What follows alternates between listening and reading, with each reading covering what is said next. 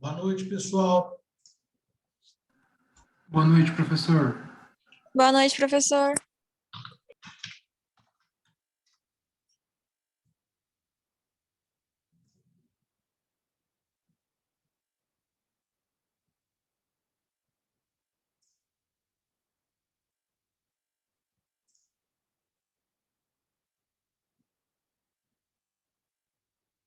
Professor, boa noite. Boa noite. Professor, eu acabei sem querer assistindo a sua aula da primeira aula e, na verdade, minha turma é essa. Eu acabei de colocar meu nome de novo aí, tá bom? Tá.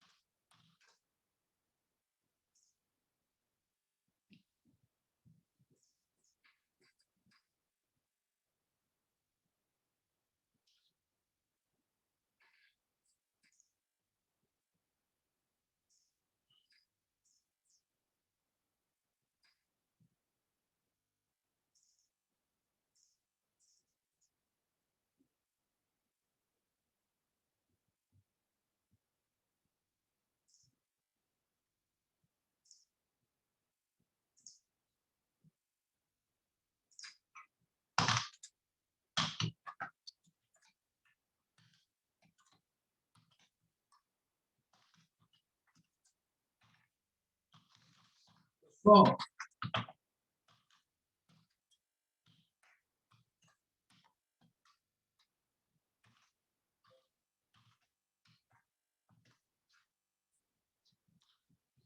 pessoal, olha, acho que alguns alunos até... Quem que já assistiu a aula aqui da primeira turma?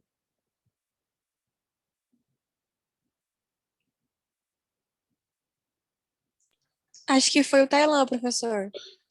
Tá. É o seguinte, conversei com o pessoal lá, tudo bem para eles unirem as duas turmas. A única coisa que eu não quero é que vocês também se prejudiquem. Só que é óbvio que o pessoal falou, professor, mas se começar às 7h30, por exemplo, 7h15, aí a gente não quer, não porque não vai unir as duas turmas, é porque o nosso horário mais cedo acabaria mais cedo. Então, se porventura vocês... Eu falei, mas tudo bem, é que o deles é às 8h30. Então, se porventura, também não quero causar problema para ninguém, porque pode ser que alguém trabalhe, não chegue esse horário em casa. Eu falei, olha, vamos, né, porque eu não consigo começar às 8h30 em ponto, nem às 6h30. Se porventura não ficar ruim para vocês unirem as turmas e vocês pegarem o link deles e a gente começar por volta das 6h45, mais ou menos, 18h45, aí vocês podem assistir a aula lá e a gente termina mais ou menos 8h30 da noite. Então, se todo mundo estiver de acordo, coloca aí no chat que está de acordo, e aí, para mim, a gente pode partir dessa. Agora, se algum aluno tiver problema com o horário, aí a gente pode ver o que a gente pode fazer.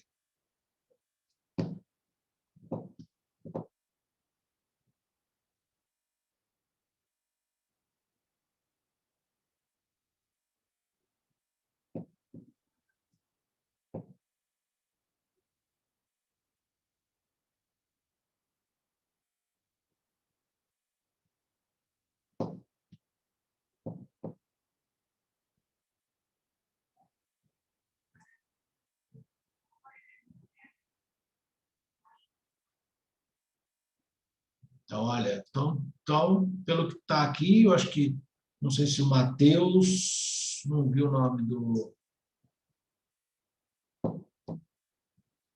Não, Nelson, não tem problema chegar atrasado, nem nada.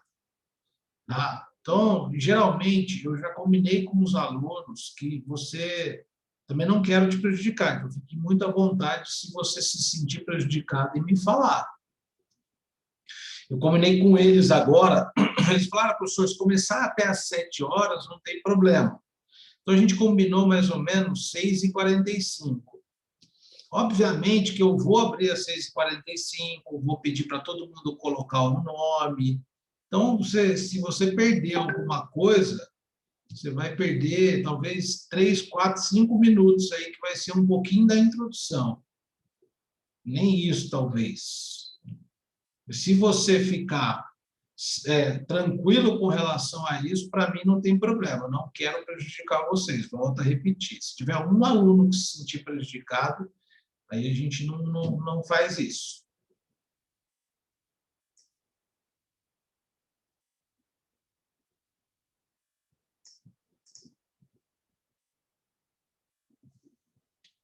Não, beleza, não vai ficar prejudicado, Nelson, porque até começar a escrever o nome, geralmente ela me pergunta uma coisa ou outra. Se você se logar, ou pelo menos escutar a aula a partir das 19, você vai escutar, né? Então tá bom. Então, semana que vem, eu vou pedir. Alguém de vocês tem o meu contato?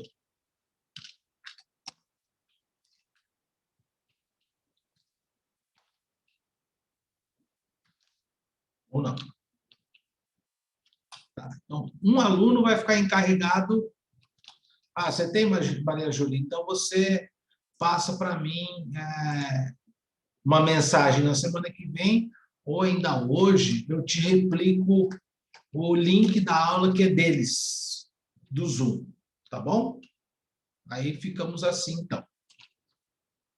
Certo? Bom, pessoal, e aí, olha, vindo aqui para nós hoje, né? Bom, hoje eu não vou passar peça ainda, não vamos falar de peça. Eu vou hoje explicar algo que eu acho que, além daquela relembrança das verbas decisórias, eu acho que é importante nós relembrarmos alguma coisa em torno do que acontece numa audiência, em torno daquilo que é processual, vamos dizer assim, né? O que acontece no processo, né? Só para a gente se localizar. E depois a gente parte aí, né, para as peças a partir da semana que vem. Então, num primeiro momento, o que eu acho que é importante a gente aqui relembrar, né? Primeiro que assim, a gente tem que... vocês estão enxergando o quadro em branco aí? Sim. professor. Sim. Tá ok. Então, primeiro que assim, ó, a gente tem lá, faz um desenho bem esdrúxulo aqui, essa bola aqui é o juiz, né? Aqui tem um assistente do juiz, né? Aqui tem um advogado de uma parte, aqui tem um advogado de outra, advogado e parte aqui. Então, é parte e advogado. Então, a mesa de audiência basicamente é isso. Aqui tem os computadores para a gente ficar olhando, tem um teclado, né? A mesa de audiência basicamente é isso. E aqui tem umas cadeiras, geralmente a cadeira fica do lado do escrevente aqui, que é onde a testemunha senta, né? Então, o que acontece? Ah, professor, mas você vai falar dos desenhos da audiência? Não. Vou falar de rito, de procedimento, de legislação subsidiária, né? Vou falar do princípio da simplicidade e semana que vem a gente começa com os casos em concreto para a gente poder fazer as peças. Bom, mas antes eu preciso que vocês visualizem o cenário da audiência. Então, eu tenho o juiz aqui, sempre do lado do escrevente aqui, né? Está o advogado reclamante. O reclamante, e do lado esquerdo aqui do juiz, sempre está o advogado da reclamada e a reclamada na figura do seu preposto. Bom, partindo aqui desse cenário, eu poderia, assim, já de prima, falar para vocês, de bate-pronto, melhor dizendo, eu poderia dizer a vocês que na Justiça do Trabalho nós temos duas formas, ou nós temos três ritos, né? E nós temos três formas de realizar uma audiência, basicamente. Então, primeira coisa, e a gente fica com essa imagem congelada na audiência e volta para a questão dos ritos aqui.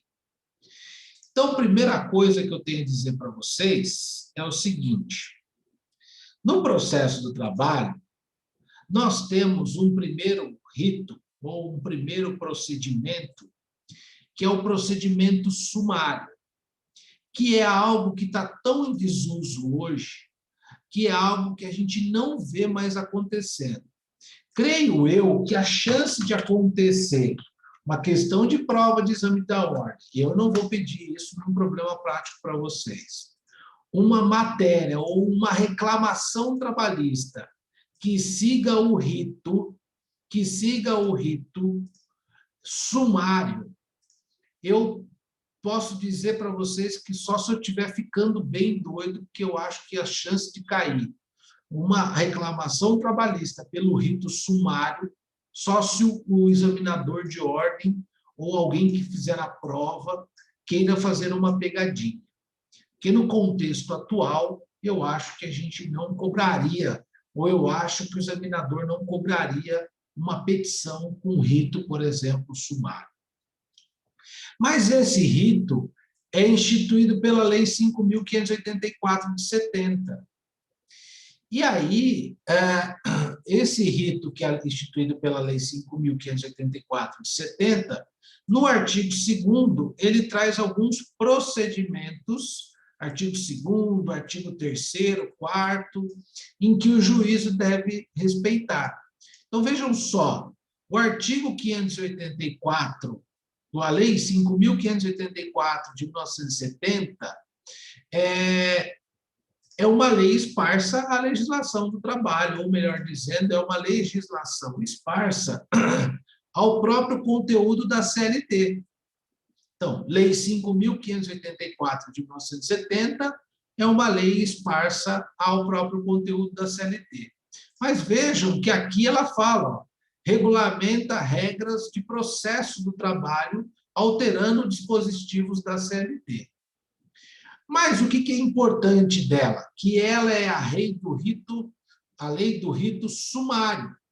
Então, não esqueçam disso. E o sumário é todo aquele procedimento que está adstrito a 2 salários mínimos nacionais.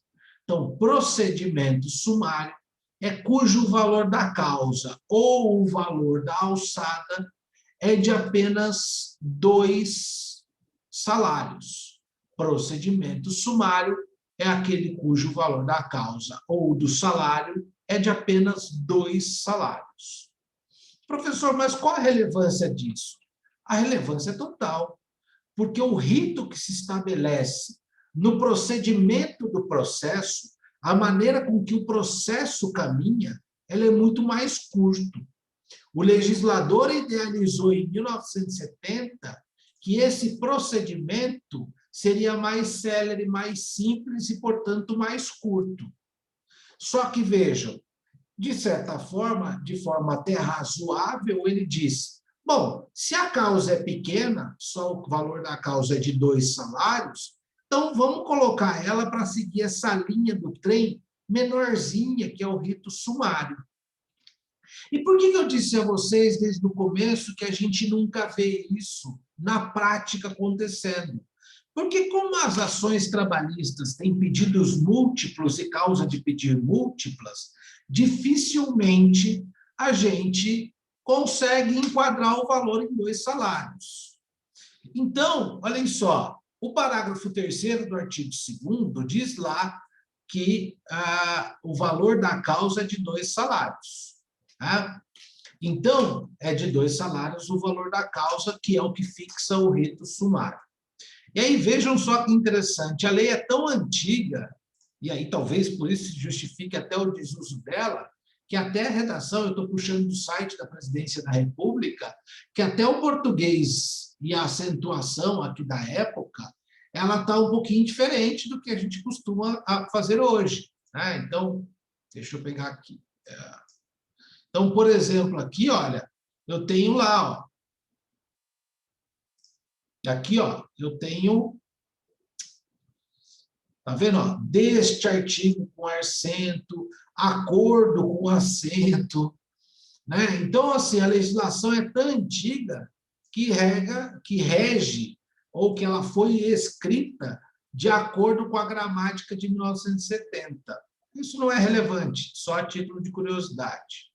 O que é relevante aqui é eu fixar para vocês que o valor da causa ou o valor da alçada é de até 2 salários mínimos. E o que é relevante aqui é eu falar para vocês que esse rito sumário, ele é um rito em desuso da Justiça do Trabalho.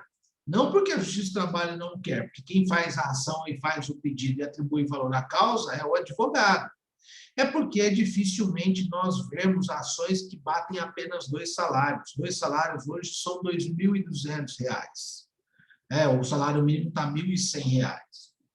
E outra coisa, eu partindo da premissa que o advogado conhece a legislação, ele jamais vai querer uma ação, ele jamais vai querer tocar um processo cujo rito ou esse caminho ou esse trilho desse trem é curtinho, porque ele fica muito limitado no papel de advogado a levar esse processo para uma discussão em órgãos superiores.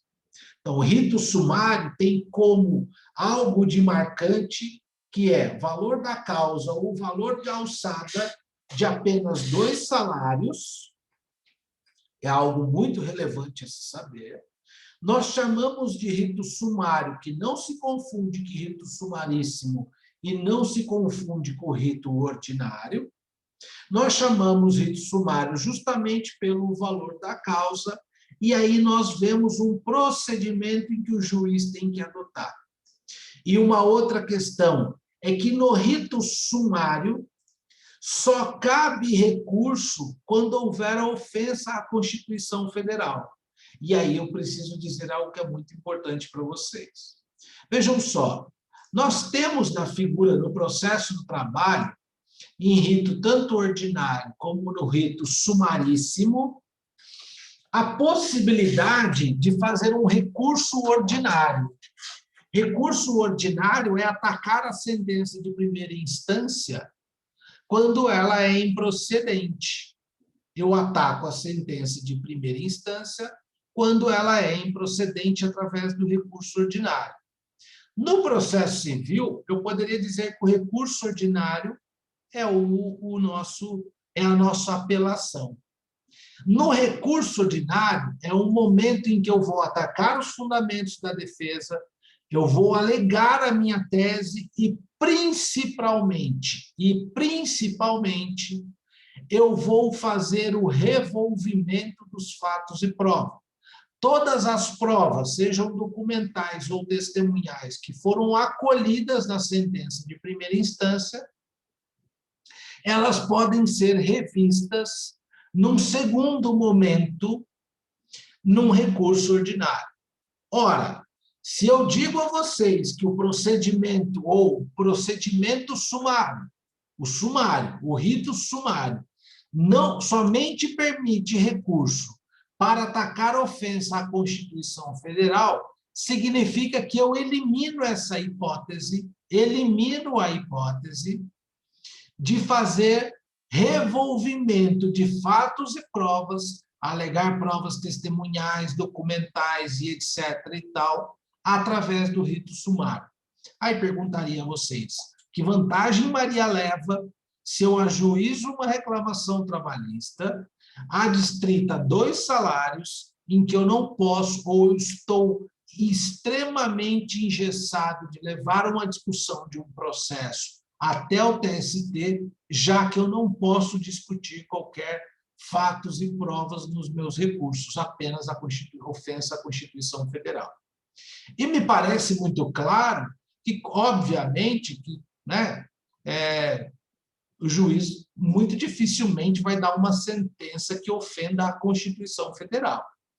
Então, vejam só, eu até contei na outra aula que eu cometi por inexperiência, talvez, ou por desatenção, eu tive um caso em que um trabalhador apresentou um atestado médico, a empresa foi atrás do médico, e era um feriado o dia que ele ficou de folga, atestou que ele tinha comparecido ao médico num dia de feriado, e era uma clínica particular.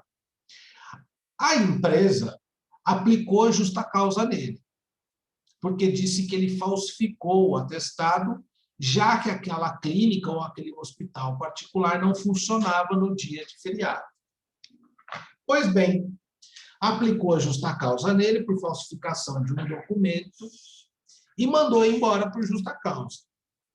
Aí eu ingressei com uma ação pedindo a reversão da justa causa, dizendo que não havia rasura, não havia falsificação e que o problema é do médico, se ele tinha passado um atestado na data do feriado. Não haveria contestação com relação ao conteúdo do documento. O médico tem essa capacidade, né, de passar o atestado. Chegando em audiência, a empresa me propôs um acordo muito bom. Eu falei para o meu cliente, pode aceitar. Só que o advogado da empresa ficou quieto, né? Ficou absolutamente quieto, não falou nada, e não me avisou que tinha um inquérito policial aberto contra o meu cliente, havia uma denúncia, havia uma notícia-crime de que ele havia falsificado e já tinha tido até colheita de prova, oitiva do médico, e tinha aquilo ido para frente. Pois bem, o que aconteceu? No dia que ele foi renovar, ele era vigilante. E a cada 2 anos, os vigilantes têm que renovar a Carteira Nacional de Vigilantes e fazer um curso de reciclagem. E esses cursos são homologados pela Polícia Federal. No dia que ele foi homologar, no dia que ele foi fazer o curso e passou na Polícia Federal, o delegado da Polícia Federal de São José dos Campos bloqueou ele, porque existe uma lei que regulamenta a profissão do vigilante, e disse, olha, como ele está com um inquérito policial e está com uma ação penal sendo instruída contra ele, eu não vou liberar por falsificação do documento, eu não vou liberar que ele faça o curso de vigilante, o curso de reciclagem. Se ele não faz o curso de reciclagem de vigilante, e ele não tem habilitação para ser vigilante, ele basicamente, enquanto ele não fizer essa reciclagem, ele não pode exercer sua profissão. É como vocês na OAB, enquanto não passarem na ordem, não poderão advogar enquanto não forem aprovados na OAB. E aí ele me procurou, falou, pô, doutor, a gente fez acordo lá, mas está com BO lá na delegacia, acabei descobrindo 4 meses depois, fui fazer o curso de reciclagem, não deixaram me formar no curso, porque tem uma ação penal, e aí ele me explicou tudo, eu falei, pô, os caras agiram com má fé, os caras podiam ter, no momento da audiência, dito para mim que tinha um inquérito policial, eu me conduziria de outra forma, não faria um acordo, pediria para transacionar, se fosse possível, juiz oficial criminal, sei lá, faria alguma coisa. E aí eu falei, ele falou, quero processar a empresa por danos morais. Eu achei que não ia dar, porque qualquer pessoa ela pode fazer uma notícia crime, né? Não existe uma lesão moral, até porque ela não sabia do conteúdo. O fato dela ter feito acordo na justiça não muda nada. Um poder não vincula o outro dentro do próprio judiciário. Mesmo que ele tivesse sido falsificado, o juiz da trabalhista, por exemplo, poderia ter julgado a ação improcedente, ou procedente, por exemplo, não se convencido de que ele teria cometido o crime de falsificação do documento. O que transita na justiça criminal não vincula o juiz da trabalhista. E aí, o que nós fizemos? Aí nós entramos com a ação, e nesse momento, eu não me lembro, mas eu falei assim, Requer o pedido de dano moral, contei toda a história, obviamente, fiz causa de pedir. Requer o pedido de dano moral no valor de 10 vezes o salário.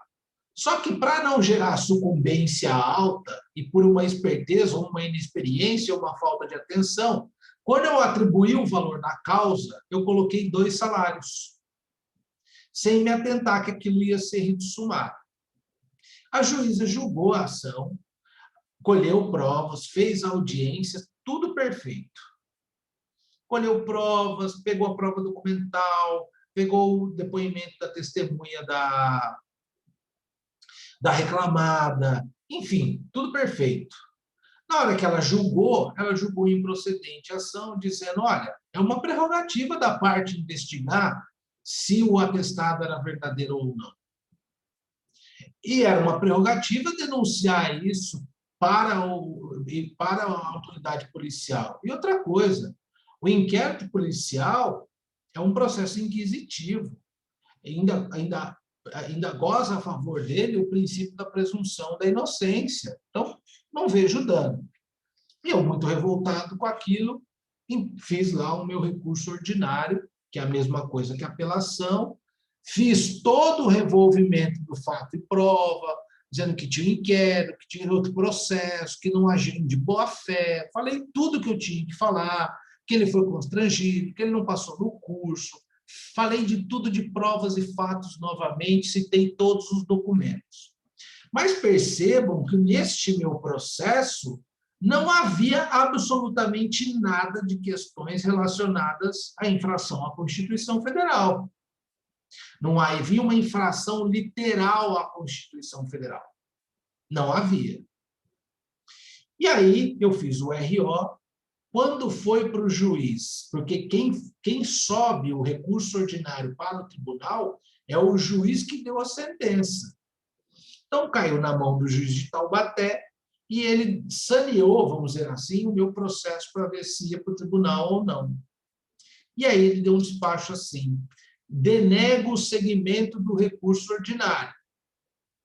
Haja vista que a Lei 5.584 de 1970, que trata do rito sumário, e o valor da causa é de 2 salários, diz que somente pode ser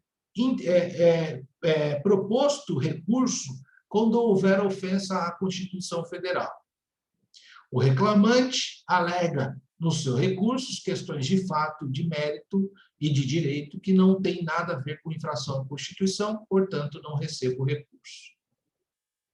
E aí eu tive que fazer um outro recurso para Campinas, para destrancar o meu recurso ordinário, que vocês vão aprender, chamado recurso de agravo de instrumento.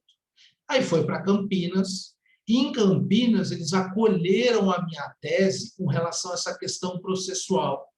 Porque quando eu vi que eu tinha cometido aquela falha de colocar só o valor, eu perdi o valor de danos morais 10 vezes o salário dele. E não sei por que eu coloquei o valor de alçada, sem lembrar do sumário, eu coloquei 2 salários mínimos. Quando eu fui para Campinas, eu tive um insight. Eu falei, não tenho como eu recorrer no meu agravo de instrumento. Porque realmente a juíza tem razão, a lei é clara, só quando ofensa à Constituição Federal.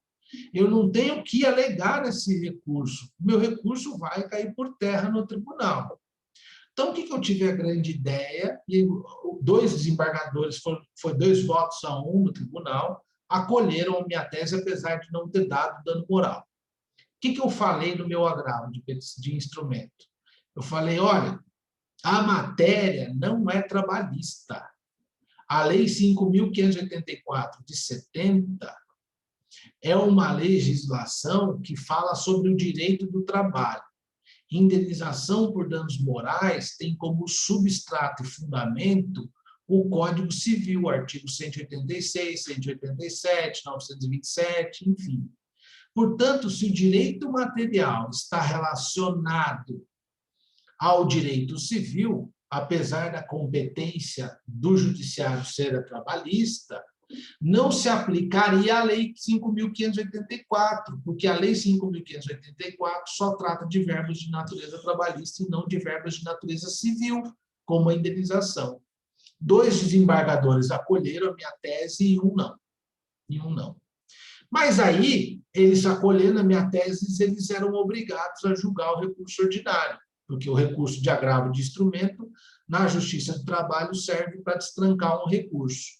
Só que aí, no fundamento fático, eles entenderam igual a decisão da juíza de primeira instância e não acolheram a minha tese, e, portanto, não julgaram o dano moral. Mas eu contei essa história toda para ressaltar para vocês. Então, recurso de rito sumário, valor da causa até 2 salários. O trâmite é mais curtinho. Tem uma série de situações em que o juiz tem que estabelecer numa audiência e intocar o processo, que é mais célere. Mas o mais importante, recurso só se houver ofensa à matéria constitucional direto para o Tribunal Superior do Trabalho. Então, isso se grava muito, isso é uma característica muito marcante desse rito sumário. E por que eu disse a vocês que não é um rito usualmente estabelecido ou escolhido pelos advogados? Ora, porque apesar dele ser célere e rápido, primeiro que, como eu tenho geralmente uma petição inicial, tem pedidos múltiplos. E quando você soma esses pedidos, geralmente dá mais do que R$ 2.200. Se eu pensar que um salário mínimo é 1.100 e, de repente, ficou sem receber 2 salários, eu já quase ultrapassei o rito sumário. E segundo, que eu tenho uma estratégia. Se eu sei que é curtinho o caminho e eu não tenho matéria de recurso, não posso manejar recurso absolutamente nenhum, só quando há ofensa à Constituição Federal, eu engordo o meu pedido. Como que você engorda, professor? Talvez eu faça um pedido, mas o valor do pedido eu deixo mais do que 2.200, pelo menos para cair no procedimento sumaríssimo. Porque, vejam só, com a reforma trabalhista de 2017, os advogados ficaram obrigados a liquidar pedido a pedido. A liquidar significa fazer conta. Um detalhe apenas é que, para os exames da ordem, todos os exames que eu verifiquei, e todos os exames pós-reforma trabalhista, o corretor da prova da ordem, a banca examinadora, coloca especificamente: não há necessidade do aluno fazer cálculo nos pedidos. Então, para o exame da ordem, vocês estariam isentos de fazer um cálculo nos pedidos. Ok? Mas, então, e aí você está pedindo horas extras, mesmo que o cara tenha trabalhado 3 meses, seria um único pedido. Você viu que as horas extras deu 2.100, coloca 2.101, de maneira a ultrapassar R$1 e não dar o rito sumaríssimo. O rito sumário e sim o rito sumaríssimo. Então, olhem só, o primeiro é o rito sumário. Mas o que eu quero falar para vocês é mais do rito sumaríssimo e do rito ordinário. O sumaríssimo, ele tem um caminhozinho um pouco maior do que o sumário, mas ainda assim ele é menor do que o ordinário, tá? Mas qual que é a diferença, professor? O sumaríssimo, ele é um rito limitado até 40 salários mínimos, e ele está regulamentado no artigo 852A em diante da CLT. E ele traz algumas regrinhas de celeridade, mas que na prática não se aplica. Por exemplo, eu disse para outra turma, 852, C, salvo engano, ou D, ele diz justamente assim, que em 15 dias, distribuída uma ação no rito sumaríssimo, o fórum tem que marcar audiência de tentativa de conciliação ou marcar uma audiência. Professor, na prática isso acontece? Qual que na prática vai mais rápido, o rito ordinário ou o rito sumaríssimo para designar uma audiência? Não dá para saber. Ambos estão super atrasados. Eu tenho audiências do rito sumaríssimo que, distribuídas ao final de 2019 e até agora não tiveram audiência. Então, na prática, são situações muito assim, que, infelizmente, todo o judiciário nacional acaba que, na prática, não consegue estabelecer algumas regras ou não consegue obedecer algumas regras idealizadas pelo legislador desses procedimentos sumários, sumaríssimos, que são um caminho mais curto. Mas tudo bem, falemos agora do rito sumaríssimo e do rito ordinário. O rito sumaríssimo, então, toda a ação cujo valor da causa seja 40 salários mínimos é rito sumaríssimo. Toda a ação que o valor da causa ultrapassar 40 salários mínimos, 40 igual ou maior do que salários mínimos, 40 ou mais, né, será rito ordinário. E aí uma diferença de extrema importância, que está lá no artigo 852 e seguintes e no artigo 825, parágrafo único da CLT. Uma diferença de extrema importância. Então, olha só para título de curiosidade, até não mostrei para outra turma, mas eu vou mostrar para vocês. Aqui é a minha relação do processo eletrônico, tá vendo? Olha como é que o tribunal nomeia rito ordinário, ó. Ato ordinário, rito ordinário, tá vendo? Tudo isso é procedimento ordinário. Isso aqui é no site do tribunal. Eu vou tentar pegar um aqui, olha, desculpa, em que é rito sumaríssimo, só para vocês verem a nomenclatura aqui do recurso, ó, da ação. Ó. Ganhou o processo, sum. Sum significa que é sumaríssimo, menos de 40 salários mínimos. Menos de 40 salários mínimos. Professor, e na prática, qual a real diferença? Se o senhor está dizendo que alguns critérios legais o judiciário não consegue, pela quantidade de serviço, não consegue respeitar, por exemplo, marcar audiência com 15 dias, qual efetivamente a grande diferença? A grande diferença será,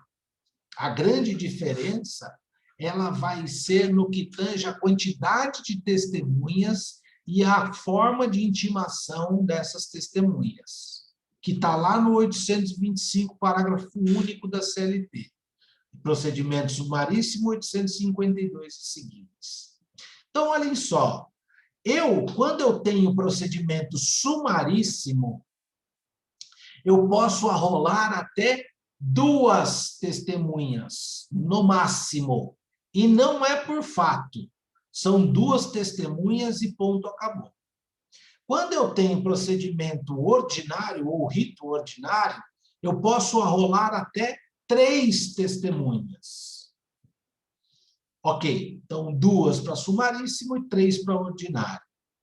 No sumaríssimo, para eu trazer essa testemunha em audiência, obrigatoriamente, eu tenho que comprovar através de documento que eu convidei essa testemunha. No rito ordinário, eu estou dispensado. E aí eu preciso fazer, para aqueles que fazem estágio ou conhecem alguma coisa na prática do processo civil, eu preciso abrir um parênteses. Na Justiça do Trabalho, ou no processo do trabalho, nós não temos despacho saneador. Nós não temos despacho saneador. Então, assim, eu distribuo uma ação, a ação cai no cartório distribuidor de forma eletrônica, em Taubaté, por sorteio, ou vai para a primeira ou vai para a segunda vara. Ou vai para a primeira ou vai para a segunda vara. Então, eu distribuo uma ação, essa ação vai para uma das varas. O juiz acolhe, ou o próprio funcionário recebe, e daquele ato, ele já manda intimar as partes para comparecer numa audiência. Então, reclamada fulana de tal, audiência designada para o dia 10 de junho de 2021, às 10 horas. Vejam só, a reclamada não foi intimada a apresentar contestação, a reclamada não foi intimada a indicar o rol de testemunhas, o reclamante não precisou indicar rol de testemunhas como nocível na petição inicial, nada disso. Eu só fiz a petição, fiz os meus pedidos, narrei a causa de pedir e estou lá firme e forte e a reclamada vai ser citada para comparecer em audiência. Via de regra, a depender da audiência, a reclamada no processo eletrônico juntará a sua contestação no dia da audiência. A CLT diz que a defesa tem que ser ofertada, a defesa deve ser ofertada via oral em 20 minutos no momento da audiência. Só que percebam uma coisa, a CLT de 1943, esse contexto de você fazer a defesa oral em 20 minutos talvez servia para aquela época, enquanto os processos eram muito simples, enfim, e a prova era basicamente documental. O direito do trabalho evoluiu, existe hoje o processo eletrônico, e ainda quando o processo era em papel, ninguém fazia defesa em vias orais. Todo mundo levava a defesa escrita com os documentos. Então, no momento que designou a audiência, você, como reclamada, hoje tem um processo eletrônico, por uma questão óbvia, você não vai, até porque você não sabe quando a sua internet está oscilando ou não, você não vai deixar para a hora da audiência plugar na internet, pegar 50 documentos e fazer download um a um para juntar no processo. O juiz vai ficar muito bravo com você, talvez vai até te indeferir, o que eu acho que ele não poderia fazer, já que a CLT permite que você faça a defesa oral em 20 minutos no momento da audiência. Até porque ele poderia falar para você, doutor, já que a CLT permite 20 minutos de audiência, eu vou te dar 20 minutos para você fazer a juntada dos seus PDFs e acessar o processo eletrônico. Eu não correria esse risco. Então, via de regra, o que nós fazemos? Ou a gente tenta um dia antes, ou algumas horas, bastante horas antecipadamente, a gente entra no sistema e junta as defesas e os documentos. Às vezes a gente junta até em sigilo, para que a parte contrária já não vá estudando o processo e se precavendo do que ela tem que alegar. Mas, enfim, então, o que eu estou dizendo a vocês é que no rito ordinário eu arrolo até três testemunhas, e no rito sumaríssimo eu levo... No rito ordinário, eu levo em audiência até 3 testemunhas e no rito sumaríssimo até 2. Professor. Oi. Oi, boa noite. Boa noite. Nesse caso, porque, como eu te falei semana passada, eu não tenho muito conhecimento, né, de direito do trabalho. A gente está aqui para aprender, Letícia, não tem problema. Eu gosto que vocês participem e perguntem realmente. Mas me soa como uma perda significativa esse procedimento em ampla defesa e contraditório. Mas no fundo não é. O sumaríssimo não vai ser. Você vai entender o porquê. Tá bom. Tem um aspecto só que ele parece que eu vou mostrar para vocês, mas que a jurisprudência já está dando um jeito nisso. Então, olhem só. Você pode arrolar até 2 testemunhas, no sumaríssimo e no ordinário até 3. Só que, efetivamente, não é que nem um processo civil que você arrola. Você leva em audiência. Por isso que a CLT, no 825, fala em convidar as testemunhas. Você não precisa, na petição inicial, arrolar a testemunha, você não precisa, na contestação, indicar as testemunhas. Marcou audiência para o dia 10/6/2021, por exemplo.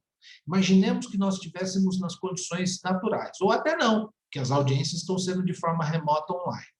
Amanhã eu teria audiência, eu estou pelo reclamante. Amanhã, 10 minutos antes da audiência, a defesa provavelmente vai estar lá. Se o advogado não se juntou em sigilo, eu vou ter acesso ao conteúdo da defesa, eu vou ter acesso ao conteúdo da defesa e dos documentos. Naquele momento que ele abrir essa audiência,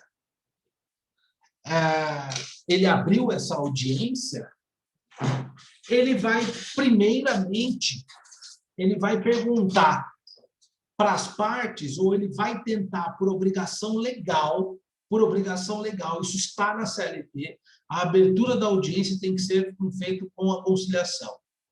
Então, primeiramente, ele vai tentar conciliar as partes, seja no rito sumaríssimo, seja no rito ordinário, ou seja no procedimento sumário. Ele vai tentar conciliar as partes, o juiz. Não houve conciliação, ele vai receber a defesa. A defesa já vai estar no sistema eletrônico, obviamente, mas ele recebe a defesa. Neste momento em que ele recebe a defesa, ele vai ou não dar ao reclamante, ou ao seu patrono, a possibilidade de se manifestar sobre a defesa. E muitas vezes pode ser que o juiz queira fazer isso, ou pode ser que ele peça que você faça isso de forma oral, num prazo de 20 minutos. E aí um detalhe, especificamente, não há na CLT de forma específica um artigo, ou um capítulo, ou uma seção tratando sobre réplica ou tréplica ou qualquer coisa nesse sentido.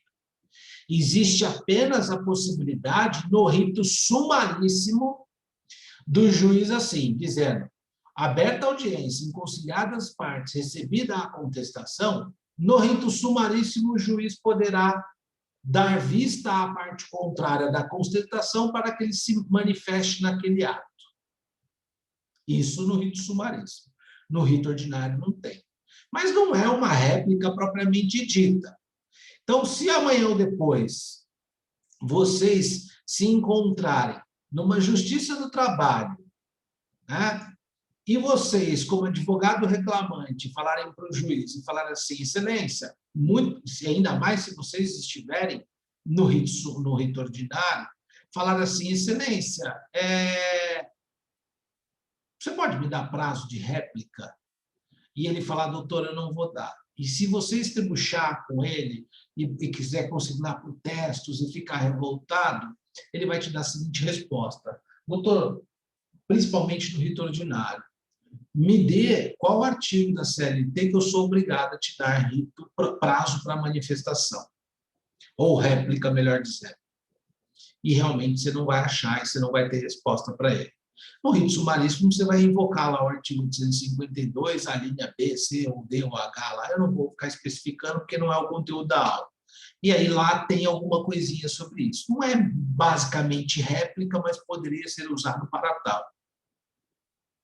Só que com a prática, com a vida cotidiana, o número de ações que estão tendo, e com o exercício da magistratura, os juízes estão cada vez mais soberbados de exercício de atividade, CNJ cobrando.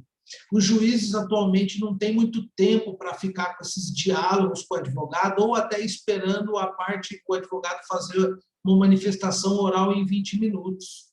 Então, para ele é muito mais proveitoso, muito mais produtivo, ele dá o prazo para a parte fazer escrita, manifestação escrita, e tocar o pau na audiência, porque dali tem mais uma, tem mais uma, tem mais uma, tem mais uma. Se tiver 10 audiências no dia, e ele der 20 minutos para todo mundo falar, são 200 minutos. 200 minutos são 3 horas perdidas com manifestação. Então, ele dá o prazo escrito e prorroga o julgamento da sentença, não tem problema nenhum. Isso na prática. Bom, mas eu estava falando das testemunhas. Então, aberta a audiência, a tentativa de conciliação. Não houve conciliação, as partes não se conciliaram. Ele vai dar vista da contestação.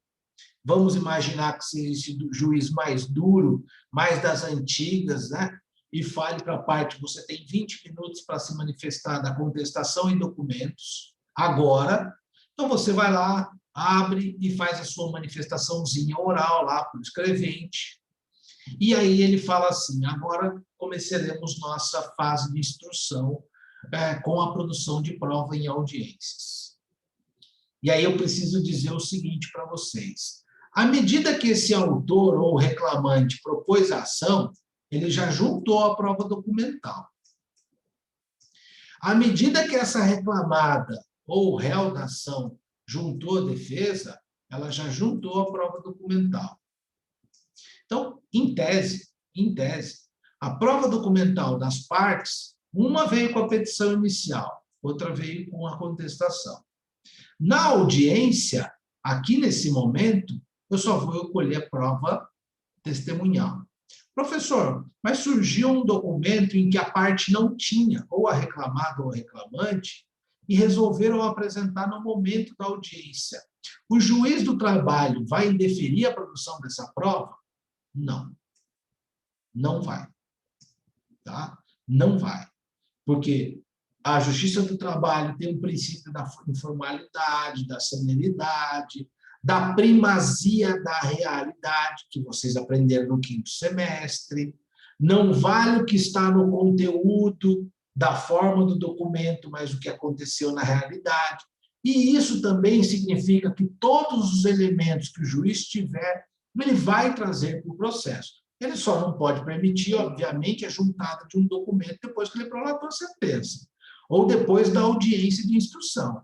No final da audiência aqui, se as partes não compuseram, ele vai chegar no final da audiência e vai tentar uma conciliação novamente. Não houve acordo, ele vai falar, está encerrada a instrução. No momento que ele escreve isso na ata de audiência, ninguém pode juntar mais nada. Mas enquanto o bicho está pegando aqui, todo mundo pode juntar tudo. Bom, aí ele foi lá, deu prazo para o reclamante se manifestar em 20 minutos da defesa. Ok, deu prazo, perfeito, beleza, tudo bonitinho. O reclamante foi lá e fez, o advogado do reclamante, né? Foi lá e fez a manifestação em 20 minutos. Aí ele faz o seguinte questionamento. Doutores, vocês vão escutar o depoimento das partes? Aí lembrem-se de uma coisa.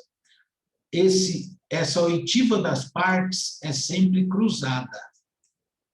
Eu não posso escutar o meu cliente.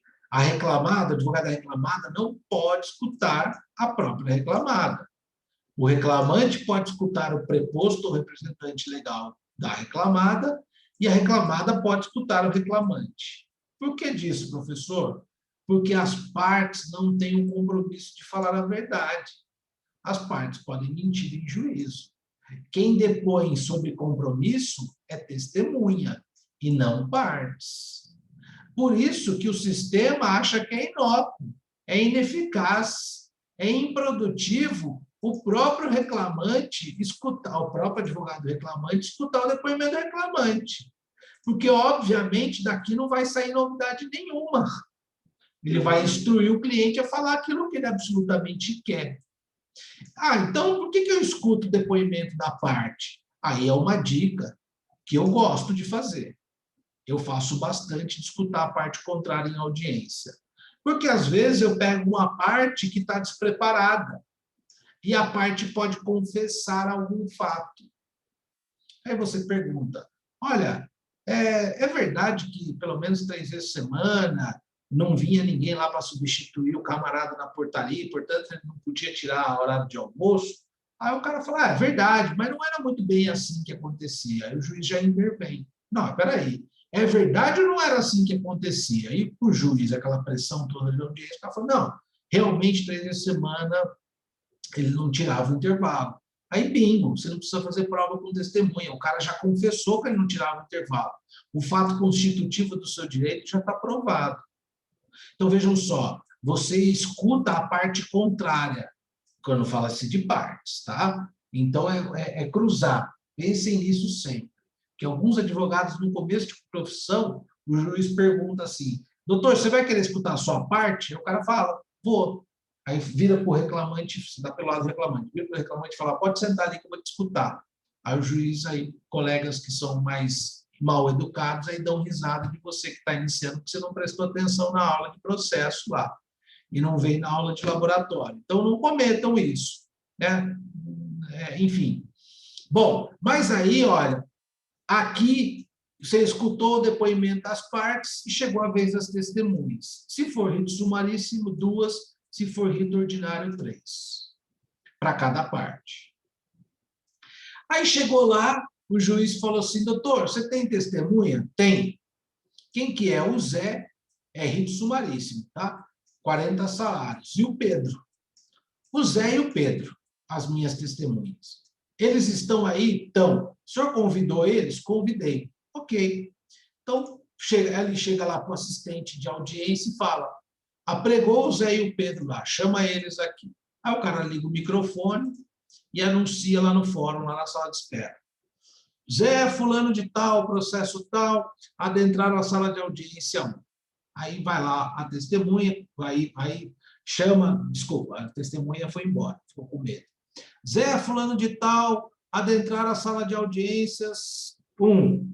Zé, fulano de tal. Na terceira vez, o juiz fala assim para o advogado, doutor, sua testemunha não entra na sala, o senhor avisou que era aqui? Avisei, excelência, ele estava ali fora, estava aqui na frente. O senhor não quer ir lá fora do hall para ver se ele está lá mesmo, se aconteceu alguma coisa? Aí o Pedro, que estava esperando com ele, fala assim, doutor, o Zé estava morrendo de medo e vazou, foi embora. Poxa vida, ele não podia ter feito isso comigo, porque ele sabe de tudo. O Pedro sabe de só um pedido. O Zé sabe de tudo, o Zé é minha principal testemunha. Eu entro na sala de audiência de novo e falo para o juiz assim, excelência, o Zé ficou com muito medo e vazou. E eu não posso levar minha audiência para frente sem o Zé aqui. E eu queria redesignar com fundamento no artigo 825, parágrafo único da CLT.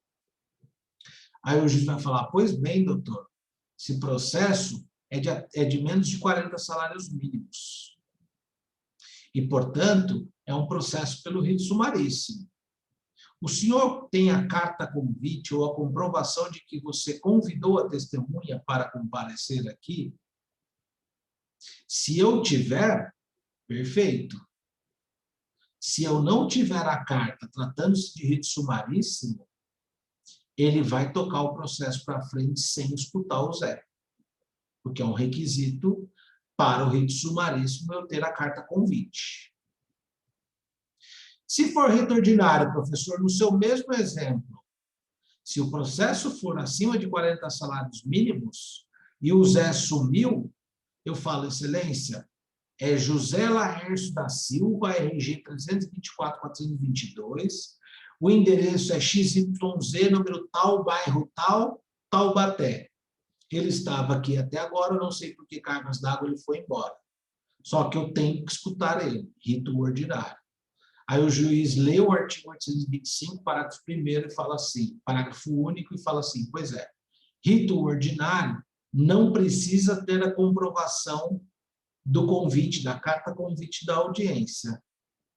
Então, portanto, eu vou ter que obrigatoriamente redesignar essa audiência e intimar a testemunha para a nova data de audiência.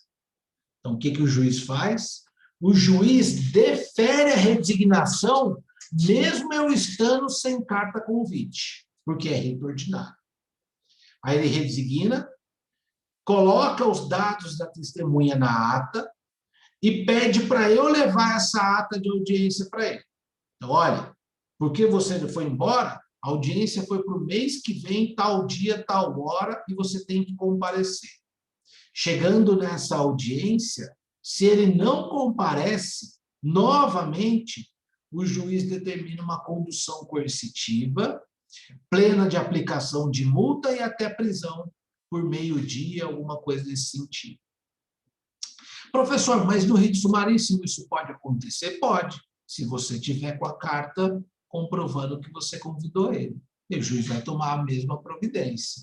Vai redesignar a audiência, vai pedir para você levar a ata de audiência com a intimação dele, se ele não comprovar a condução coercitiva para a próxima audiência. Pode chamar a polícia, vai ser acompanhado pela justiça, pode ter pena de um salário mínimo, pode ser preso por algumas horas, enfim, toda uma consequência aí. Então, o que eu falaria para vocês de procedimento sumaríssimo? Existem regras. Se vocês lerem o artigo 852 em diante, 852A, até as letrinhas onde acaba F, G, H ali, onde acaba o procedimento sumaríssimo, mas isso não é uma aula propriamente de processo. Vocês vão ver as diferenças que tem para o procedimento ordinário. Mas por que o professor chamou a atenção disso? Para vocês, eu só quero que vocês se situem como a primeira aula. De duas coisas que eu acho que é relevante. É que não dá tempo de eu falar de mais coisas relevantes, senão não seria uma aula de laboratório. Seria uma aula de revisão para a OAB, né? Poderia até ter isso na universidade, seria muito bom para vocês. Eu não faria conta de fazer isso de repente. E fica aqui até para quem não foi meus alunos, né? Vocês não foram, tem bastante vídeo no YouTube para as outras turmas de Direito Trabalho 1, 2 e 3. A gente pode passar os links para vocês, de repente é algo para se revisar para a prova da OAB. Aí fiquem à vontade de me pedir isso caso queiram. Mas, enfim, não é uma aula de revisão. Então, eu só estou trazendo algumas coisas de aspectos práticos que vocês vão ter que fazer relatório de audiência. Então, esses aspectos práticos que eu estou pontuando nessa aula aqui, né? Mas se vocês lerem algum... É que, na prática, os juízes, infelizmente, não conseguem aplicar tudo aquilo do rito sumaríssimo que está no artigo 852A em diante. Questões que acontecem no dia a dia e que impactam na vida das pessoas e dos advogados é a questão das testemunhas e da carta convite. Tá? E aí, a outra questão também é manusear os recursos, porque em matéria de recurso, recurso de revista, aquilo que é rito sumaríssimo, eu estou um pouco menos, eu tenho menos chance de manusear um recurso, não é que nem um rito sumário, então eu posso fazer um recurso para o Tribunal Regional do Trabalho, como na apelação, no Tribunal de Justiça, eu posso rever fatos, eu posso rever prova testemunhal, rever prova documental, alegar todas as minhas teses novamente, no rito sumaríssimo, ao contrário do rito sumário. E o tribunal vai julgar. O problema do rito sumaríssimo é quando eu vou para o TST, a matéria fica um pouquinho mais delimitada em matéria de recurso. Tá? Mas eu não quero adentrar nesse detalhe. No fundo, na prática, para quem advoga, está o dia a dia no fórum, para quem é juiz, eu poderia contundentemente ou claramente dizer para vocês, na prática, meus queridos, não tem quase que nenhuma. Tem uma que eu preciso chamar a atenção ainda. Não tem quase que nenhuma diferença entre rito sumaríssimo e rito ordinário. Mas é importante que se conheça isso. Outra coisa, que o rito sumaríssimo, no artigo 852b, diz lá que a parte, primeiro, tem que fazer pedido certo e determinado. Para mim, não há novidade nenhuma na redação da norma, porque o artigo 840 da CLT, que fala o que que exige quais são as características da petição inicial, também diz o que tem que ter a petição inicial. E pedido certo, determinado, também está no artigo 319 do CPC. E aí eu vou mais longe. Como é que vocês querem postular algo para o Estado e querem que o Estado entregue para vocês uma prestação jurisdicional se vocês não sabem o que pedem, ou não pedem de forma específica e clara? Como é que o Estado vai te entregar um bem jurídico se o seu pedido não é certo e determinado? Olha, juiz, eu não sei se eu quero A, B, ou C ou D, mas eu quero alguma coisa. Ele não vai conseguir te dar uma sentença. Tá? Então, está lá no artigo 852, inciso B, 52B, a linha 1, mas, para mim, isso não tem novidade, não precisaria nem o legislador dizer isso no rito sumaríssimo. Aí ele diz outra norma, no 852, inciso 2, dizendo que você precisa liquidar os seus pedidos, colocar valores em todos os seus pedidos. Então, isso é uma regra que a gente tem que respeitar para evitar de um juiz julgar a sua ação sem julgamento de mérito que você não quantificou. Mas a própria reforma, até agora, para o rito ordinário, a reforma de 2017, também trouxe a obrigação de você liquidar os seus pedidos também para o rito ordinário. Então, me parece que a regra geral vai ser essa, ponto final. Um juiz ou outro não exige esses valores. Mas se você for para uma comarca que você não conhece o juiz, não corre esse risco, você não tem que propor a ação novamente. Mas, enfim. E aí, uma terceira linha, que é a linha 3, que diz o seguinte, que o reclamante tem que indicar na sua petição inicial o endereço correto da reclamada. E isso, na prática, pode me causar uma dor de cabeça tremenda. Ainda mais num país em que nós vivemos. Porque, vejam só, nem todas as empresas que vão à bancarrota, que quebram, abrem um processo de falência. Ou a autofalência, ou um credor pede a falência deles. Então, nem todas as empresas que quebram ou vão à bancarrota abrem um processo de autofalência ou as empresas pedem falência dessa empresa. E aí acontece dessas empresas se pulverizarem, sumirem do dia para a noite. E isso é mais comum do que vocês imaginam. Então, simplesmente, a empresa some. No dia para a noite, o cara para 3, 4 caminhões, leva todos os computadores, os maquinários, entrega o ponto comercial para o proprietário e já era.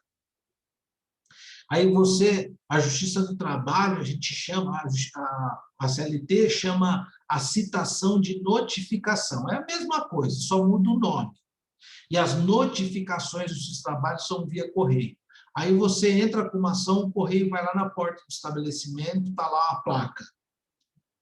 É tudo sem letreiro, sem nada. O carteiro bate a porta, fala, essa indústria, esse comércio não é mais aqui. Ele devolve a carta para o fórum dizendo, mudou-se. Aí o juiz intima, fala, se tratando-se de processo sumaríssimo, a parte tem que apresentar o endereço correto. Diga-se o reclamante, num prazo máximo de 5 dias, qual o novo endereço da reclamada. Só que o reclamante veio no seu escritório e falou, doutor, eles sumiram. Você não encontra nem os donos mais em Taubaté. Aí você olha no contrato social ou na ficha de breve relato. O endereço que o oficial que o correio foi lá é o último atualizado da ficha de breve relato. Aí você indica tem 2 sócios na empresa. Você indica o endereço dos sócios, também o último endereço dos sócios, o mais atual. Aí vai carta do correio, chega no prédio deles, o porteiro fala para o correio, não mora mais aqui, volta a carta, mudou-se. Aí o juiz, muito positivista, uma ideia tacanha, na minha opinião, aí vindo da que a Letícia falou, que seria um exemplo, ele fala assim, julgo a ação sem o mérito, porque a parte não respeitou os requisitos do artigo 852b, a linha 3, ou seja, a indicação correta dos endereços da reclamadas e dos seus sócios. E aí, professor, o que faz? Não entra com a ação? Perdeu? Vira para o cliente e fala, ó, acabou, já era, eu não sei onde é que esses caras estão.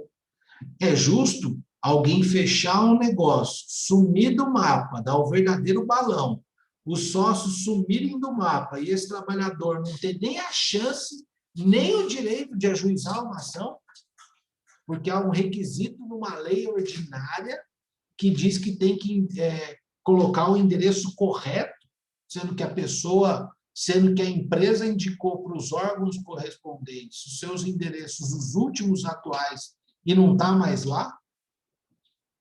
Aí a Letícia perguntou, professor, não parece algumas vezes que tem ofensa ao princípio do contraditório, da ampla defesa e ao próprio princípio do direito de ação, que ninguém será vedado ou obstruído de entrar no Poder Judiciário, que é o tal do direito, a garantia fundamental do devido processo legal, do direito da ação, né? Ninguém será privado de acessar o Poder Judiciário, né? Então, será que isso não está... Será que esse artigo da lei ordinária, de certa forma, não ofende a Constituição Federal? Então, assim, olha, o juiz já tem muito amadurecido essa ideia de que realmente você impedir um trabalhador de entrar com a ação ou de deixar o processo dele tocar, porque é uma ação de rito sumaríssimo, onde a empresa comprovadamente sumiu, ofenderia os princípios constitucionais do direito da ação, do contraditório, da ampla defesa. Então, lá, o artigo 5º, inciso 35, a lei não excluirá a apreciação do Poder Judiciário, lesão ou ameaça de direito, é uma garantia fundamental. Então, os juízes já estão, na sua maioria, evoluindo para que, olha, prevalece o direito individual fundamental do direito da ação, do devido ao processo legal, do que o artigo 852b, linha 3. Só que, para isso, pessoal, a gente tem que ter algumas técnicazinhas, que não são técnicas aguçadas, são técnicas simples. A gente tem que juntar a ficha de breve relato da empresa, que é igual ao contrato social, para demonstrar para o juiz que o endereço que nós indicamos na nossa petição é o mesmo endereço que consta na junta comercial. Que o endereço dos sócios e, portanto, ou proprietários, que são representantes da empresa, é o mesmo que nós já indicamos no processo. E que não tem outro endereço para indicar. Se eles mudaram para algum lugar, esse lugar é incerto e não sabido, e não só por mim, pelo trabalhador, inclusive pelos órgãos de fiscalização, pelos órgãos governamentais. Nem a Receita Federal sabe onde eles estão. porque foi o último endereço que eles informaram. Então, qual a técnica? Você junta, pede para notificar nesses endereços da JUSESP, etc. e tal. Voltou a notificação, você fala, excelência, os endereços atuais dos órgãos governamentais eu já juntei todos. Não tenho mais outros endereços. Portanto, eu vou requerer que o seu, apesar da ação ser menor que 40 salários mínimos, eu requero que você mude o procedimento sumaríssimo, o rito sumaríssimo, para rito ordinário e defira a citação por edital. E aí que é o importante. O artigo 852b, ali, inciso 3, diz que as partes têm que fornecer o endereço corretamente e que não haverá citação por edital. Por isso, a necessidade de você pedir a conversão, depois que você mostrou para o juiz que você pegou todos os endereços atualizados, que as notificações retornaram, você pede a conversão do rito para rito ordinário e a citação por edital, provavelmente os juízes vão te deferir. Eu só tive 2 ações na minha vida julgadas sem resolução de mérito nessa perspectiva. Aí eu recorri, alegando ofensa à Constituição Federal, o tribunal reformou, devolveu para Taubaté e deferiu a citação por edital da reclamada e o processo tocou para frente. Então, isso é importante a gente saber dessas diferenças. Então, testemunhas, a quantidade de testemunhas, a carta convite e a questão de ser citado ou não por edital para o rito sumaríssimo. São as principais diferenças.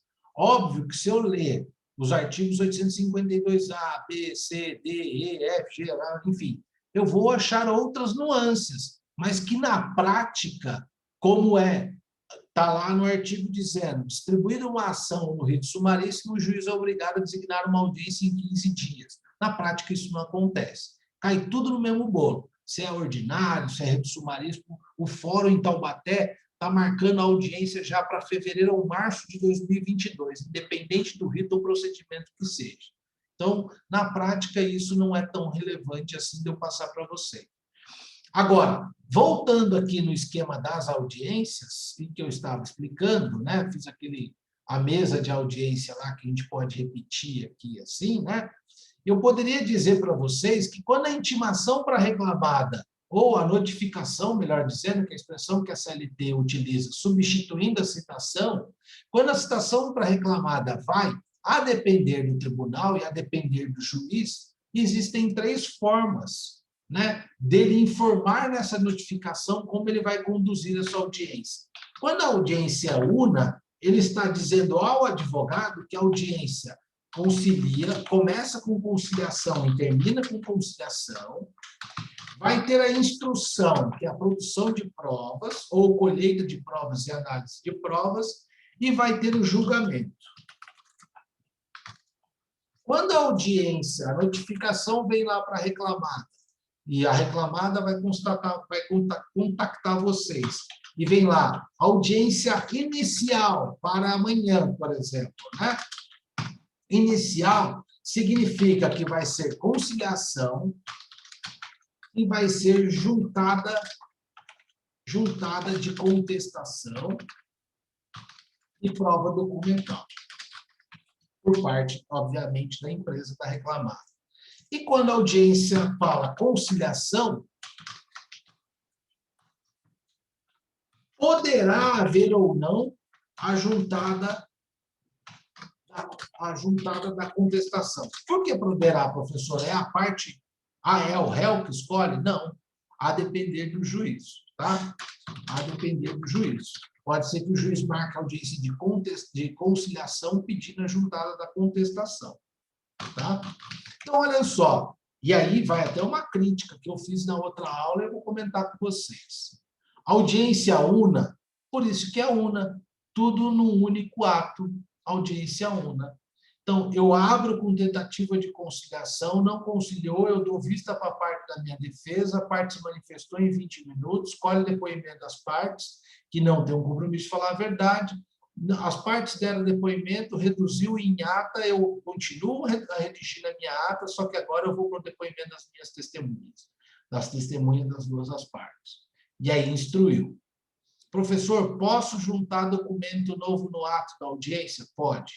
Só não posso juntar com o documento quando? Quando, ao final da audiência, o juiz colocar a frase encerrada a fase de instrução, encerrada a audiência de instrução. Abre-se prazo de 10 dias para razões finais. Nas razões finais, eu não posso falar sobre, eu não posso juntar documento. Razões finais é para eu me remeter a tudo o que aconteceu no processo, chamar a atenção do juiz que aconteceu na audiência, o que é mais importante, enfim. E aí, nessa audiência, ele faria o julgamento também do processo. Então, professor, mas como é que ele vai dar prazo para você fazer razões finais e fazer julgamento? Realmente não dá. Se ele quiser julgar na hora, ele vai mandar você fazer razões finais orais, que é como está na CLT, em 20 minutos, oralmente. Agora, posso dizer aos senhores o seguinte: 2% ou 1% dos juízes dão o julgamento em audiência. Então, aqui, pelo menos na nossa região, 2 ou 1%. Nós estamos com um juiz, então, até que costuma dar a sentença em audiência, que é o doutor Gotardo. Mas isso é muito difícil de acontecer.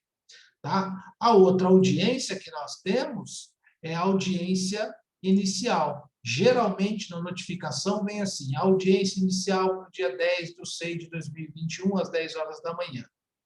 Aí você tem que se atentar, como advogado. Está escrito no corpo da notificação que você tem que juntar a contestação? Não está escrito nada.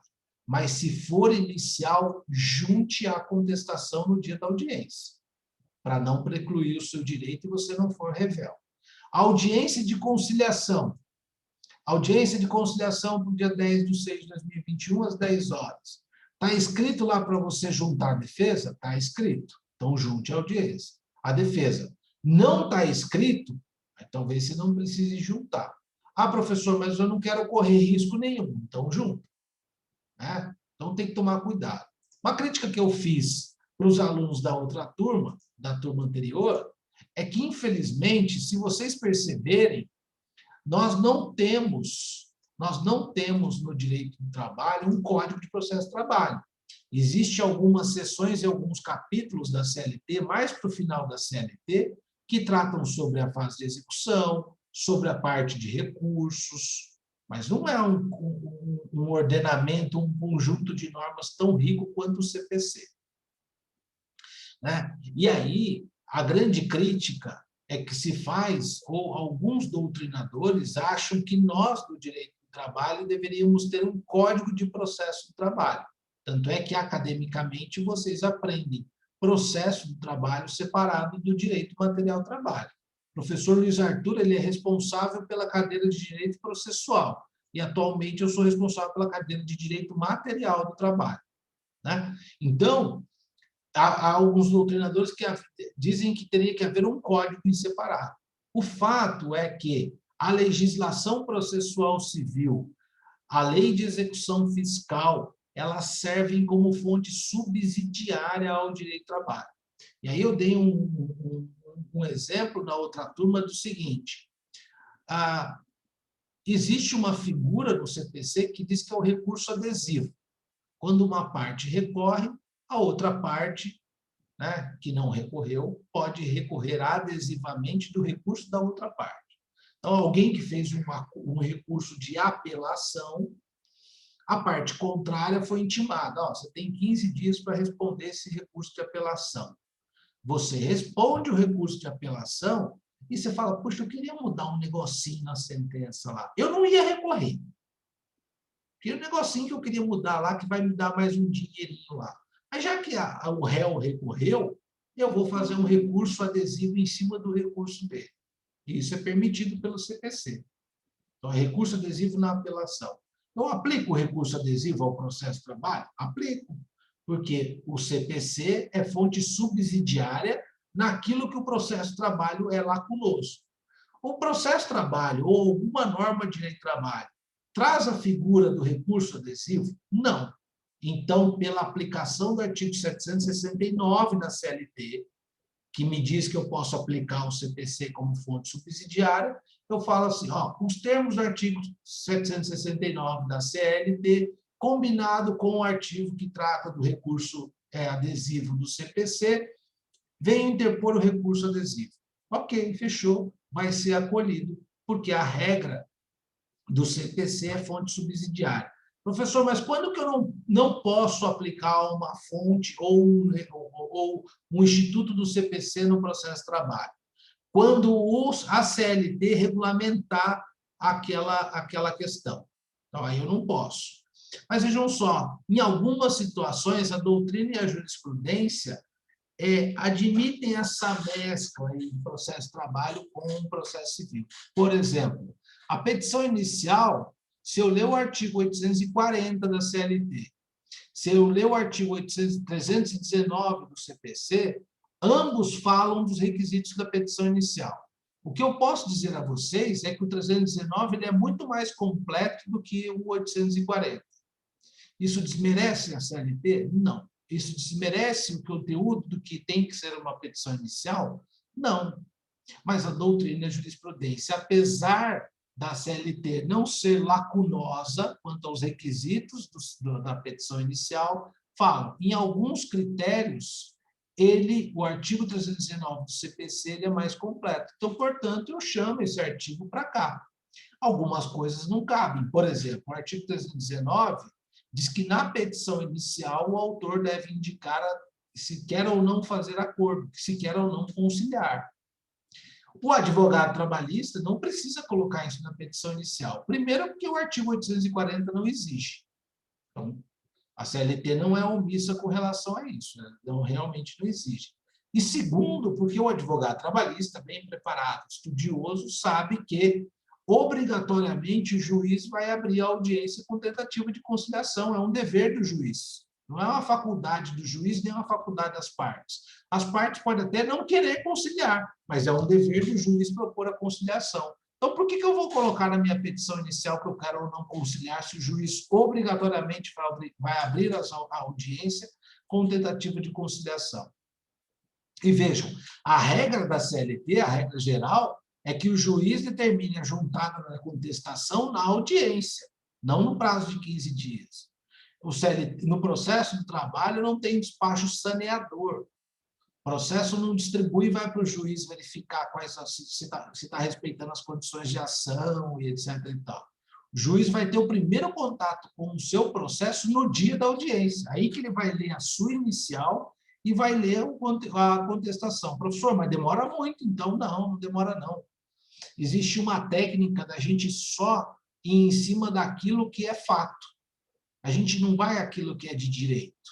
A gente não fica batendo cabeça em tese jurídica em audiência, em tese de constitucionalidade, tanto os advogados quanto os juízes. Então, o que o cara vai lá? O cara fala assim, pediu horas extras? Pediu. Tem cartão de ponto? Tem.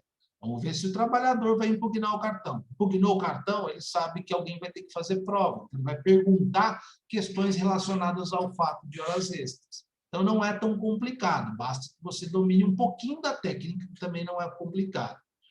Agora, que eu disse na outra turma, para quem gosta ou para quem quer advogar na área trabalhista, ou conhecer mais a área trabalhista até num concurso, é muito importante saber a questão do ônus da prova, né? Então, assim, distribuição, a dinâmica da produção de prova é o que faz o advogado ganhar ou perder uma ação. Basicamente é isso. Porque, lógico, uma petição inicial bem redigida, e aí não se preocupem com o formato, com a estética da petição, mas eu digo aí com o conteúdo do direito material, e talvez seja essa a parte mais difícil, porque o resto a gente fica craque com o tempo, mas conhecer o direito material demanda estudo. Eu posso dizer a vocês, aliado a isso, uma bela de uma audiência, você estar atento e saber a questão de ônus da prova, você sai na frente de muita gente. E aquele que não está atento com relação às questões de prova, acabam perdendo a situação, ou acabam não se atentando a certos detalhes. Então, tem que tomar muito cuidado com isso. Além da gente conhecer um pouco do direito material, a gente tem que estar atento, tem que estar esperto, tem que perceber as coisas numa audiência. E eu digo que, assim, a audiência trabalhista, eu acho que Para mim, eu não faço audiência em outros ramos do direito. Já fiz uma na vara de família, enfim. Mas eu vejo a audiência trabalhista a melhor audiência para um advogado atuar. Talvez a do crime seja tão emocionante um júri quanto uma audiência trabalhista. É lógico que, guardadas as suas proporções, lá eu lido com a vida, aqui eu lido com o patrimônio. Mas eu não digo por essa perspectiva, eu digo pela perspectiva do raciocínio e do expertise do advogado. Talvez elas sejam parecidas no que tange a isso, nesse aspecto. Então, exige atenção, exige conhecimento de direito material, exige conhecimento de inversão ou não, ou dinâmica do ônus da prova. Então, exige algumas coisas que talvez, como se fosse um jogo de xadrez, talvez numa outra audiência do outro ramo, sem ser o criminal, não exija tanto do advogado assim. Então, é muito importante a gente conhecer esses aspectos. Então, tomara que vocês, vendo uma audiência trabalhista para fazer os relatórios, agora vocês sabem a diferença entre rito sumaríssimo e rito ordinário, vocês consigam matar essa charada com muita facilidade, vamos dizer assim, né? Vocês percebam a dinâmica Às vezes, vocês vão entrar numa audiência e vão falar, puta, não entendi absolutamente nada. E às vezes vocês vão entrar numa audiência e falar, agora eu lembrei que o professor Lúcio disse, talvez eu tenha pescado algumas coisas aqui, que é a minha intenção, fazer com que vocês aprendam alguma coisa. É difícil só no falar, mas talvez lá, em loco, vocês vejam isso. Mas é isso, pessoal. E assim, a petição inicial, que é o que eu vou adentrar na semana que vem, e aí a semana que vem a gente vai começar com um caso em concreto, né? Para fazer um exercício para entregar na outra semana. Então, o que a gente vai abrir? Eu vou falar um pouco de petição inicial, vou relembrar, na outra aula até me estendi um pouquinho mais falando da petição inicial, mas não tem necessidade, vou relembrar a petição inicial, a gente vai fazer junto a leitura de um caso, a gente vai debater junto quais seriam os direitos desse caso, e aí vocês vão elaborar uma peça para outra semana. Aí começam o trabalho com as peças mesmo. Né? Então, não teria erro assim, né? De a gente se preocupar nesse primeiro momento com isso agora. Mas aí, semana que vem, já começam as peças aí para a gente poder fazer as nossas avaliações. Então, se alguém tiver alguma dúvida, algum questionamento, ou algum fato para comentar, eu estou à disposição aqui.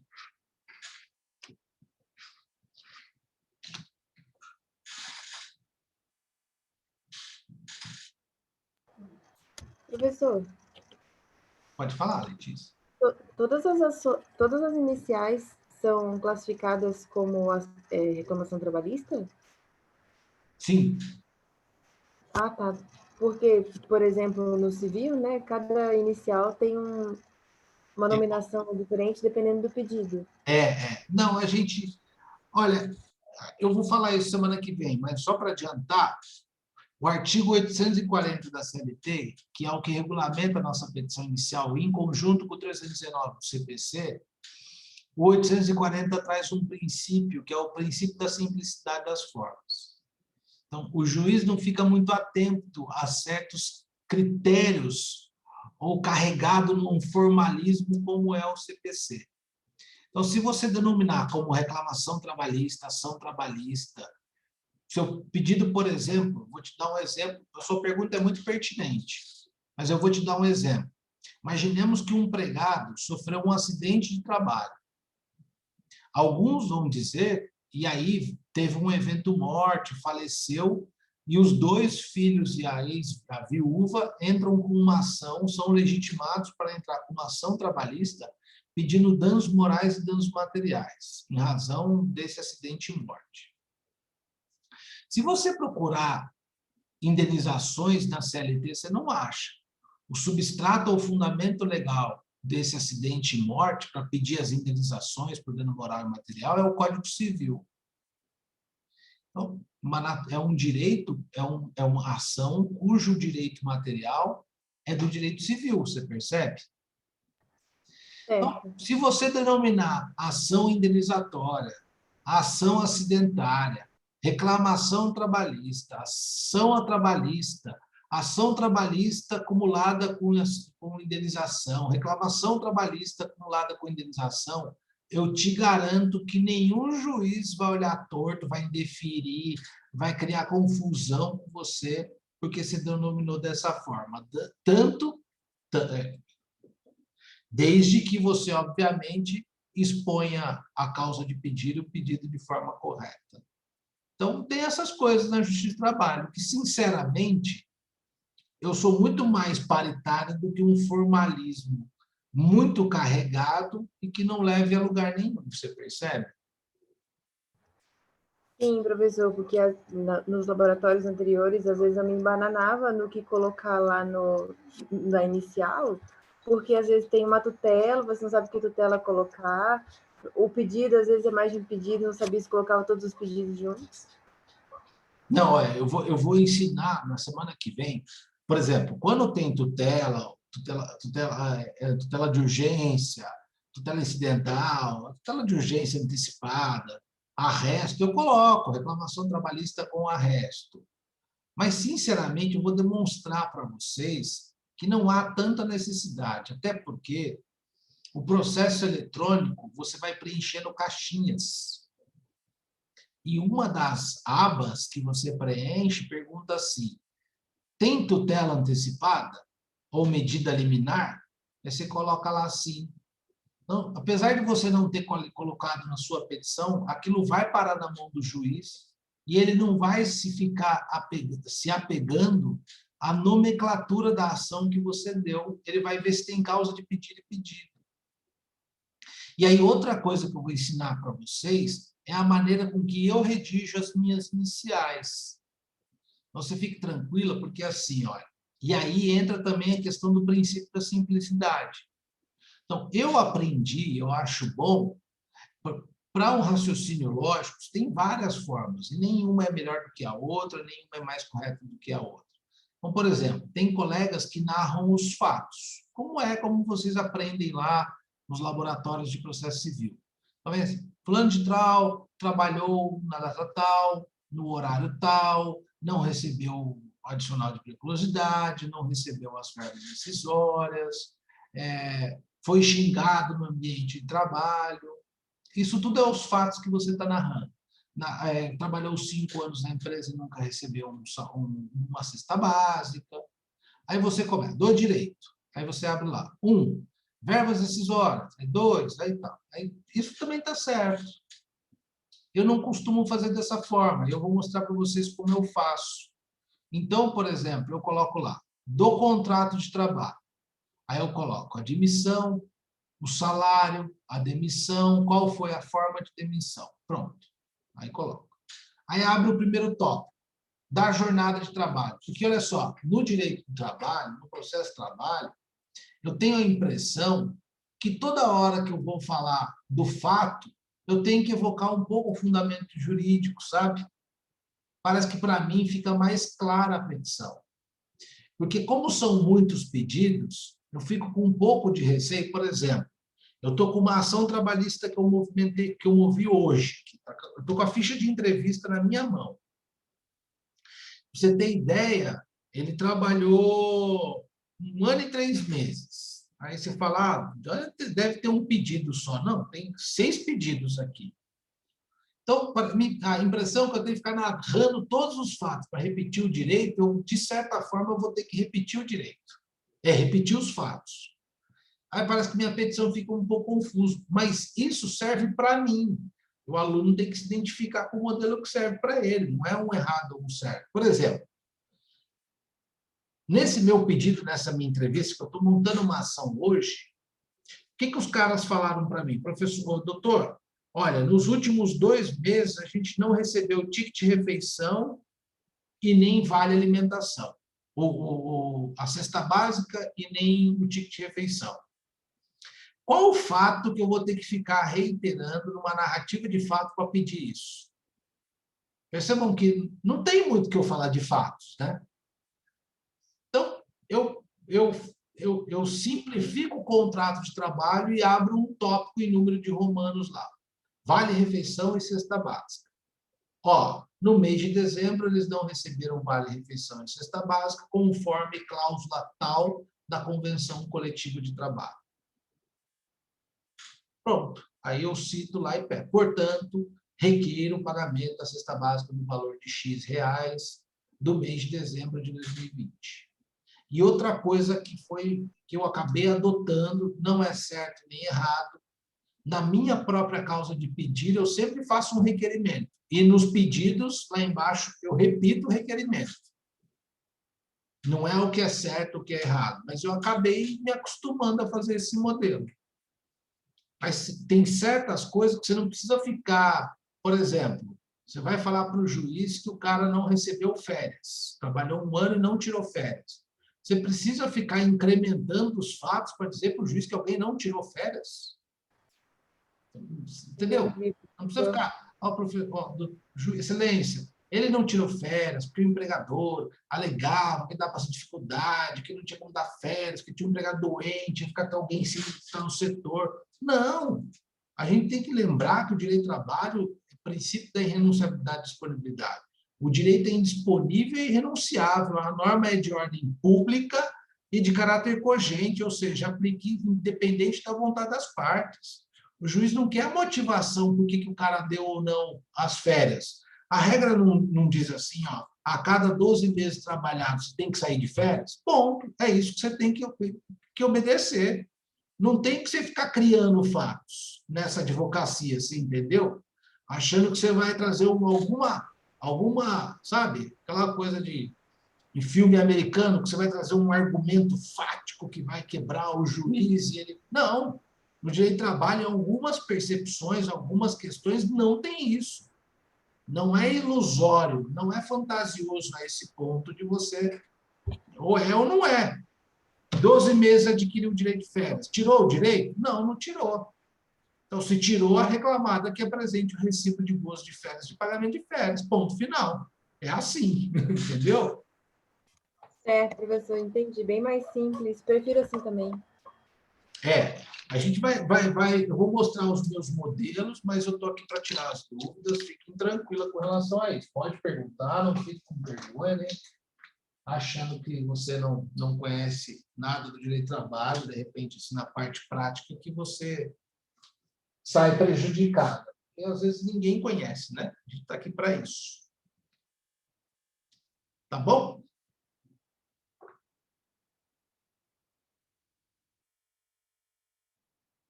Certo, pessoal? Então, alguém vai me mandar, não sei, a Maria Júlia, né, que falou que vai mandar mensagem, para eu mandar o link das 18h45 para a semana que vem a gente reunir as duas turmas, tá ok? Tá certo, professor.